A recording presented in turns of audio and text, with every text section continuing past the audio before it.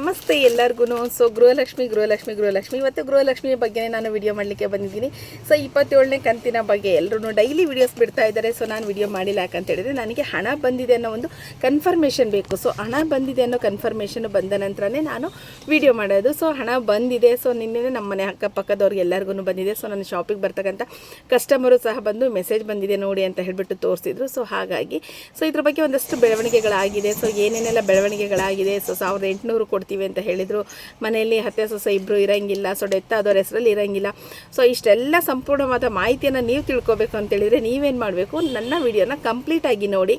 2-3 ನಿಮಿಷದ ವಿಡಿಯೋ ಇರುತ್ತೆ. ಸೊ ನಿಮಗೆ ತುಂಬ ಹೆಲ್ಪ್ ಆಗ್ತಕ್ಕಂಥ ವಿಡಿಯೋ ಇದೆ. ನಾವು ವಿಡಿಯೋ ಕಂಟೆಂಟಿಗೆ ಅಥವಾ ನಮ್ಮ ಚಾನಲ್ನ ನೋಡಲಿ ಅನ್ನೋ ಉದ್ದೇಶಕ್ಕೋಸ್ಕರ ಮಾಡ್ತಾ ಇಲ್ಲ. ಸೊ ಕೆಲವೊಬ್ಬರಿಗೆ ನ್ಯೂಸ್ ಚಾನಲ್ಗಳಿಗಿಂತ ಯೂಟ್ಯೂಬಲ್ಲಿ ತಿಳ್ಕೊಳ್ಳೋವಂಥದ್ದು ತುಂಬ ಇರುತ್ತೆ. ನ್ಯೂಸ್ ಚಾನಲಲ್ಲಿ ಏನಂತ ಹೇಳಿದ್ರೆ ಇವತ್ತು ಏನೋ ಒಂದು ರಾಜಕೀಯದ ವಿಚಾರ ಇಟ್ಕೊಂಡ್ರೆ ಅದೇ ವಿಚಾರನೇ ಎತ್ತುತ್ತಾರೆ, ಅಥವಾ ಇನ್ನೊಂದು ಸೆಲೆಬ್ರಿಟಿ ವಿಚಾರ ಇಟ್ಕೊಂಡ್ರೆ ಅದೇ ವಿಚಾರಗಳನ್ನು ಎತ್ತುತ್ತಾರೆ. ಅದು ಬಿಟ್ಟರೆ ಈ ಥರದ ಒಂದು ವಿಚಾರಗಳನ್ನು ನ್ಯೂಸ್ ಚಾನಲಲ್ಲಿ ಎಲ್ಲೂ ಹೇಳೋದಿಲ್ಲ. ಅದನ್ನು ಯೂಟ್ಯೂಬಲ್ಲೇ ನೋಡಿ ತಿಳ್ಕೊಳ್ಳೋವಂಥವ್ರು ತುಂಬ ಜನ ಇದ್ದಾರೆ. ಸೊ ಹಾಗಾಗಿ ಇನ್ ಡೀಟೇಲ್ ಆಗಿ ಸಂಪೂರ್ಣವಾದ ಮಾಹಿತಿಯನ್ನು ಯೂಟ್ಯೂಬ್ ಚಾನಲಲ್ಲಿ ಹೇಳಿರ್ತೀವಿ.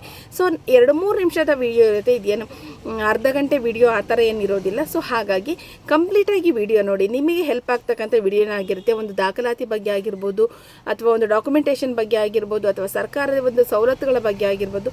ಸೊ ಎಲ್ಲನೂ ನಾವು ಸರ್ಚ್ ಮಾಡಿ ನಿಮಗೆ ಸರಿಯಾದ ಮಾಹಿತಿಯನ್ನು ತಲುಪಿಸ್ಬೇಕು ಅನ್ನೋದು ನಮ್ಮ ಉದ್ದೇಶ ಆಗಿರುತ್ತೆ. ಸೊ ಹಾಗಾಗಿ ನಿಮ್ಮ ಒಂದು ಪ್ರೀತಿ, ಪ್ರೋತ್ಸಾಹ, ಸಹಕಾರ ಇದ್ರೇ ನಾವು ಇದೇ ರೀತಿ ವಿಡಿಯೋ ಮಾಡಲಿಕ್ಕೆ ಸಾಧ್ಯ ಆಗೋದು.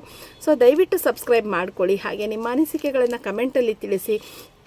ಅಥವಾ ನಿಮಗೇನಾದರೂ ಪರ್ಟಿಕ್ಯುಲರಿಗೆ ನಮಗೆ ಈ ಒಂದು ವಿಚಾರದ ಬಗ್ಗೆ ಗೊತ್ತಿಲ್ಲ, ಸೊ ಈ ಒಂದು ಟಾಪಿಕ್ ಮೇಲೆ ಮಾಡಿ, ಅಥವಾ ಈ ಒಂದು ಕೆಲಸದ ವಿಚಾರವಾಗಿ ಮಾಡಿ, ಅಥವಾ ಈ ಒಂದು ಸ್ಕೀಮ್ ಬಗ್ಗೆ ವಿಡಿಯೋ ಮಾಡಿ, ಅಥವಾ ನನಗೆ ಯೂಟ್ಯೂಬ್ ನಾನು ಮಾಡಬೇಕಂತ ಇದ್ದೀನಿ ಇದ್ರ ಬಗ್ಗೆ ಸ್ವಲ್ಪ ತಿಳಿಸ್ಕೊಡಿ ಅನ್ನೋದಿದ್ರೆ, ಸೊ ನಿಮ್ಗೆ ಯಾವ ಟಾಪಿಕ್ಗಳ ಬಗ್ಗೆ ಬೇಕಿದ್ರು, ಅಥವಾ ಮಿನಿ ಬ್ಲಾಗ್ ಬಗ್ಗೆ ಆಗಿರ್ಬೋದು, ಸೊ ಇಂಥದ್ದೇ ವಿಡಿಯೋ ಬೇಕು ಅಂದರೆ ಕಮೆಂಟ್ ಬಾಕ್ಸಲ್ಲಿ ತಿಳಿಸಿ. ನಾವು ಅದನ್ನು ಮಾಡಲಿಕ್ಕೆ ಪ್ರಯತ್ನ ಮಾಡ್ತೀವಿ ಅಂತ ಹೇಳ್ತೀನಿ ಸ್ನೇಹಿತರೆ. ಸೊ ಇವಾಗ ಗೃಹಲಕ್ಷ್ಮಿ ಯೋಜನೆಯ 27ನೇ ಕಂತಿನ ಹಣ ಬಿಡುಗಡೆಯಾಗಿದೆ.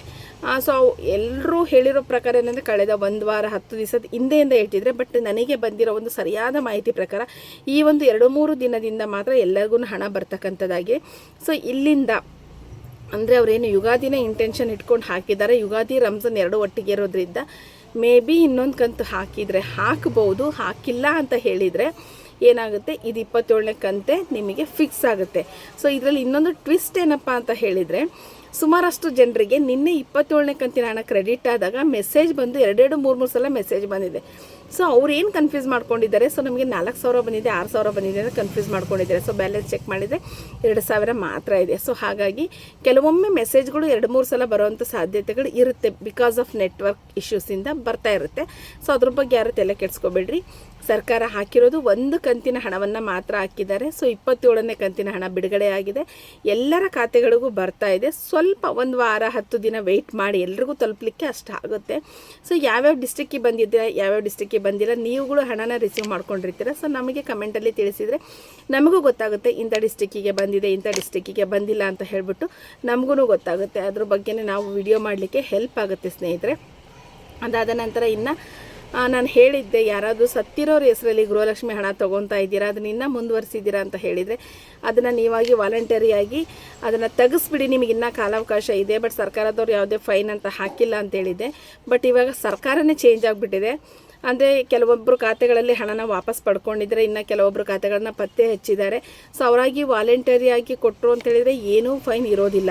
ಸೊ ಸರ್ಕಾರದವರು ನಿಮ್ಮ ಮನೆ ಬಾಗಿಲಿಗೆ ಬಂದು ನೀವು ಸತ್ತಿರೋರ ಹೆಸರಲ್ಲಿ ಹಣವನ್ನು ತೊಗೊಂಡಿದ್ದೀರಾ ಅಂತ ಹೇಳಿದರೆ ತೊಗೊಂಡಿರೋ ಹಣವನ್ನು ವಾಪಸ್ ಕಟ್ಟಬೇಕು. ಅದ್ರ ಮೇಲೆ ಎಕ್ಸ್ಟ್ರಾ 50% ಫೈನನ್ನು ಹಾಕ್ತೀವಿ ಅನ್ನೋ ಒಂದು ಮಾಹಿತಿಯನ್ನು ಸ್ಟ್ರಿಕ್ಟಾಗಿ ಸರ್ಕಾರದವರು ಹೇಳಿದ್ದಾರೆ.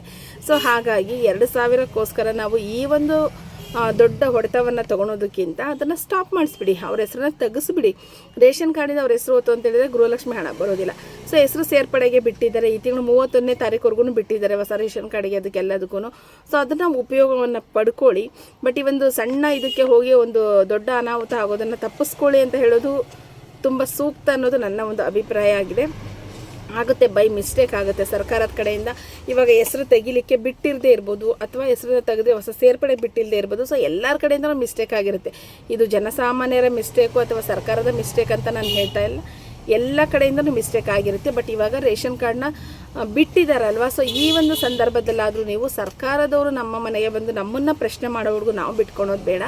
ಸೊ ದಯವಿಟ್ಟು ಯಾರೆಲ್ಲ ನಿಮ್ಮ ಮನೇಲಿ ಡೆತ್ ಆಗಿದ್ದಾರೆ ಅವ್ರ ಹೆಸರಲ್ಲಿ ನೀವು ಗೃಹಲಕ್ಷ್ಮಿ ತೊಗೊತಾ ಇದ್ದೀರಾ ಅಂದರೆ ಸೊ ಅದನ್ನು ಕ್ಯಾನ್ಸಲ್ ಮಾಡಿಸ್ಬಿಡಿ. ನೀವು ಕ್ಯಾನ್ಸಲ್ ಮಾಡಿಸಿದರೆ ಸೊ ಎಲ್ಲರಿಗೂ ಒಳ್ಳೆಯದು. ಅದರಿಂದ 12 ಕೋಟಿ ರೂಪಾಯಿ ಹಣ ನಷ್ಟ ಆಗಿದೆ ಗೃಹಲಕ್ಷ್ಮಿಗೆ ಅಂತ ಹೇಳ್ತಾ ಇದ್ದಾರೆ. 12 ಕೋಟಿನಲ್ಲಿ ಒಂದಷ್ಟು ಅವರಿಗೆ ರಿಟರ್ನ್ ಹೋಯಿತು ಅಂತ ಹೇಳಿದರೆ ಸೊ ಅವರಿಗೂ ಒಂದು ಸರ್ಕಾರಕ್ಕೆ ಮುಂದಿನ ದಿನಗಳಲ್ಲಿ ಬೇರೆಯವ್ರಿಗೆ ಹಣವನ್ನು ಕೊಡಲಿಕ್ಕೂ ಸಹ ಹೆಲ್ಪ್ ಆಗ್ಬೋದು. ಹೊಸ ಸೇರ್ಪಡೆಗಳು ಆಗ್ತಾ ಇದ್ದಾವೆ, ಸೊ ಅಂಥವ್ರಿಗೆ ಹಣ ಒದಗಿಸ್ಲಿಕ್ಕೆ ಹೆಲ್ಪ್ ಆಗ್ಬೋದು. ಅಥವಾ ಗೃಹಲಕ್ಷ್ಮಿ ಯೋಜನೆ ಒಂದು ಮುಂಚಿನ ಥರನೇ ಸರಿ ಹೋಗ್ಬೋದು. ಸೊ ಎಲ್ಲನೂ ಸರ್ಕಾರ ಹೇಳೋದಕ್ಕಿಂತ ಸೊ ನಾವುಗಳು ಚೇಂಜಸ್ನ ಮಾಡ್ಕೋಬೇಕು ಅಂತ ಹೇಳ್ತೀನಿ. ಸೊ 27ನೇ ಕಂತಂತರೂ ಬಂದಿದೆ. ಸೊ ವೆಯ್ಟ್ ಮಾಡಿ, ಒಂದು ವಾರ 10 ದಿನದಲ್ಲಿ ಎಲ್ಲರ ಖಾತೆಗಳು 27ನೇ ಕಂತು ಖಂಡಿತವಾಗ್ಲೂ ಬರುತ್ತೆ. ಅದ್ರ ಬಗ್ಗೆ ಮತ್ತು ಹೆಚ್ಚಿನ ಅಪ್ಡೇಟನ್ನು ಮುಂದಿನ ವಿಡಿಯೋದಲ್ಲಿ ತಿಳಿಸ್ಕೊಡ್ತೀನಿ. ಸೊ ಗೃಹಲಕ್ಷ್ಮಿ ಕ್ಯಾನ್ಸಲೇಷನ್ ಬಗ್ಗೆ ಯೋಚನೆ ಮಾಡಿ, ಯಾರಾದರೂ ಇನ್ನೂ ಹಣ ತೊಗೊತಾ ಇದ್ದಾರೆ ಅದನ್ನು ಕ್ಯಾನ್ಸಲ್ ಮಾಡಿ ಅಂತ ಹೇಳ್ತೀನಿ ಸ್ನೇಹಿತರೆ. ಹೋಪ್ ಇವತ್ತಿನ ಈ ಒಂದು ವಿಡಿಯೋ ನಿಮಗೆಲ್ಲರಿಗೂ ಹೆಲ್ಪ್ ಆಗಿದೆ ಅಂತ ಭಾವಿಸ್ತಾ ಈ ಒಂದು ವಿಡಿಯೋನ ಮುಗಿಸ್ತಾ ಇದ್ದೀನಿ. ಸೊ ಥ್ಯಾಂಕ್ ಯು ಎಲ್ಲರಿಗೂ.